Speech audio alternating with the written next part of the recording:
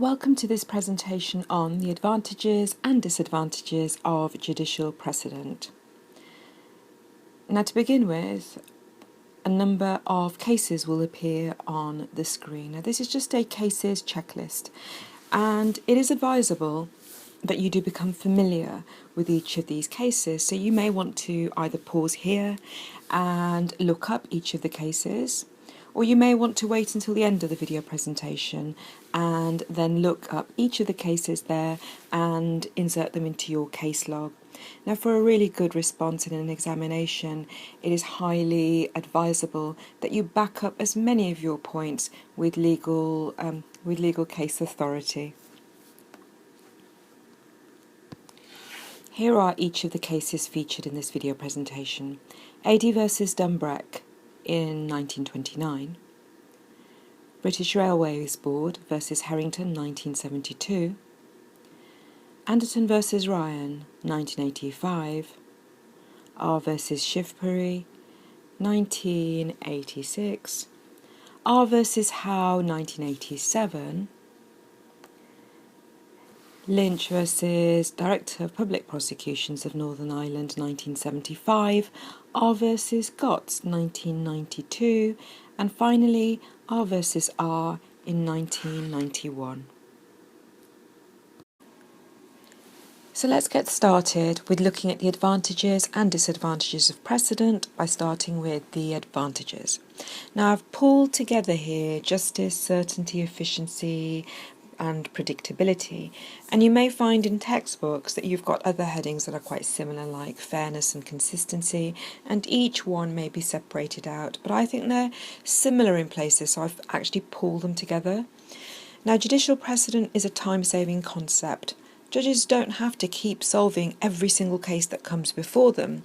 This saves repetition, and it also saves them from making conflicting decisions, because if you think about it, there are so many judges, and if a number of them are all dealing with the same case, it's quite likely that a number of them would have different opinions. So it saves conflicting decisions.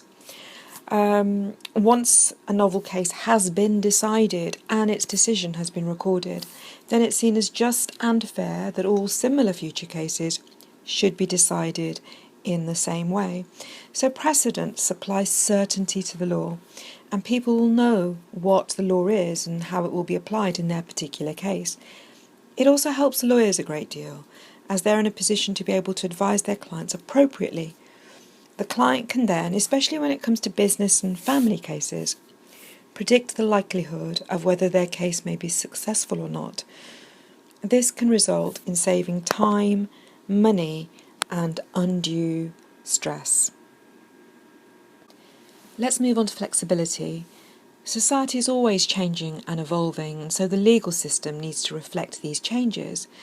Now, the Practice Statement 1966 allows judges in our most senior national court, the Supreme Court, to depart from its own previous decisions whenever it appears right to do so. This is very helpful as it allows flexibility. Supreme Court judges are quite cautious, however, when using the practice statement, because remember, certainty is a key advantage of precedent, and for this reason they tend rarely to depart from their own previous decisions. Now, to reflect change in society and where it appears right to do so for justice's sake, they will, however, be prepared to overrule their own previous decisions. For example, let's consider a decision made by the Supreme Court, it was formerly known as the House of Lords then, in the case of Addie versus Dumbreck in 1929. In this case, it was ruled that an occupier of property owed nothing more than just a minimal duty of care to trespassers, so virtually no duty of care, even if the trespasser was a child. Now, that's not very kind or just, and we all know that children aren't as rational as adults. However, society's views has changed by the time British Railways Board versus Herrington was being decided, and so the decision in Addie was overruled, and the decision in British Railways Board versus Herrington reflected a more humane judgment, in that it was decided that the defendants did owe a duty of common humanity to trespassers. In this case, the trespasser was a 6-year-old boy who was electrocuted and had severe burns as a result of the defendant's negligence in fixing a gap in their fence. So you can see how the decision in this latter case was the right decision, and that the decision in Addie did need to be overruled. So this is a great illustration for flexibility. R versus Shivpuri is a rare and interesting example of the practice statement being used by the House of Lords within a year of a previous ruling they had made in the case of Anderton versus Ryan in 1985. Now, in Anderton, the defendant had bought a video recorder which was worth £500, but she'd bought it for £110, and she confessed to the police that she suspected it might have been stolen.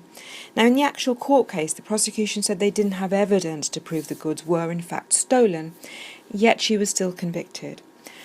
She appealed, her case went up to the House of Lords, and they quashed her conviction on the grounds that she couldn't be guilty of attempting to handle stolen goods unless there was evidence that the goods were stolen. Shivpuri came up sort of under a year later in 1986. In India, Shivpuri was offered £1,000 if on his return to England he would collect a suitcase containing drugs. He did so. He then received instructions to go to Southall Station to deliver the drugs. However, he was arrested outside the station. Shivpuri had thought that the case contained heroin or cannabis, and he told the police this. When the contents of the suitcase were actually examined, it was found that it wasn't actually drugs that were in the case, but a harmless vegetable matter. Shivpuri was convicted of attempting to be knowingly concerned in dealing with illegal drugs, and his appeal, relying on Anderton, was dismissed.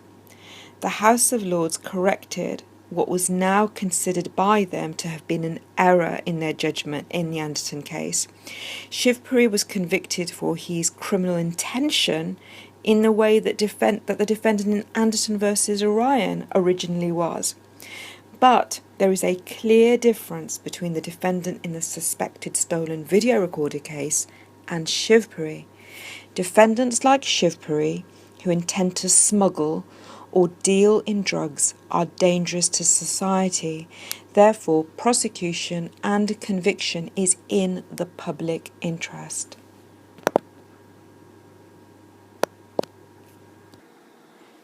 When they overruled Anderton versus Ryan, the House of Lords emphasised that this was an exceptional situation. Yet a year later, in the case of R versus Howe in 1987, the House of Lords overruled another previous decision they had made in the case of Lynch versus Director of Public Prosecutions for Northern Ireland. Now, in the case of Lynch, they said duress could be available for murder. In the case of Howe that came later, they retracted this, saying it couldn't be available for a charge of murder.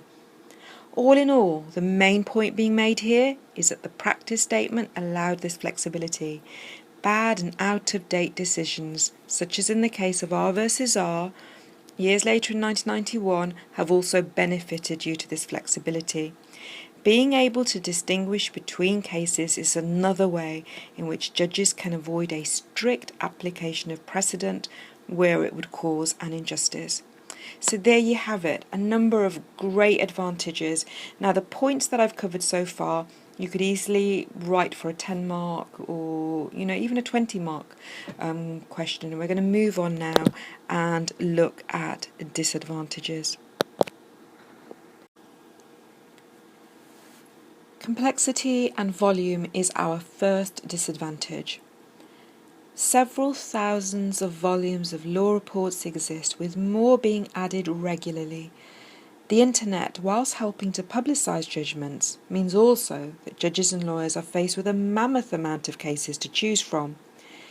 It is not a simple task to find all the relevant cases, even with amazing technology at hand. And these judgments, they can be problematic in that so many are often very lengthy with no clear headings between key comments. and locating the ratio decidendi can be an awesome, difficult, challenging task. In the case of Dodds in 1973, the judges in the Court of Appeal could not find the ratio from a decision that had been made by the House of Lords. Our second disadvantage is slowness of growth. Some areas of the law are unclear or in urgent need of reform. However, judges are unable to make the relevant changes unless a case actually comes before the court to be decided. Now, the Court of Appeal has argued that it too should have something similar to the practice statement. This is because more cases get heard by them than by the Supreme Court. It could be a lengthy wait before a suitable case is appealed as far as the Supreme Court. Okay, our final disadvantage is more of a lengthy one. This is retrospective in effect. Unlike legislation, so laws made by Parliament which are not retrospective in effect. Case law, however, is. Now let me explain it first using like an everyday example, and then I'm going to use a case. So imagine a new law has been created by Parliament today, making it an offence to wear trousers that are not belted up properly and hence show up most of a person's underclothing. Suppose you wore your trousers yesterday before the new law and they were not belted up properly, revealing most of your underwear for the world to see. You've seen Jay-Z do it, so you think, why not? Your teachers think otherwise though. And as a result, you've been spoken to about this and there have been a number of witnesses. Now, because legislation, laws made by Parliament, are normally retrospective, you would not be guilty of an offence.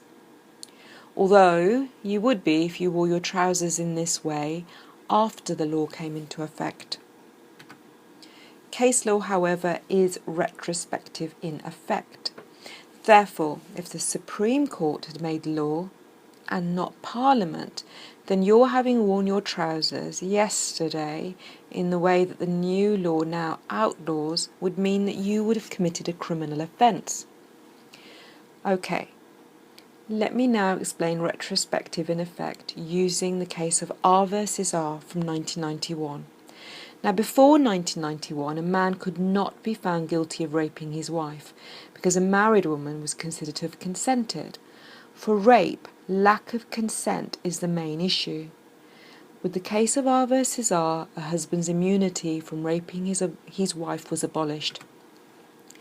As case law was retrospective in effect, the effect of this case meant that every person who had sexual intercourse with his wife without her consent before the 1991 ruling was also potentially guilty of rape. There has never been a case where the law has only been changed prospectively. In other words, a court ruling that only applies to future situations. However, please note this was not ruled out completely in the case of National Westminster Bank versus Spectrum Plus in 2005.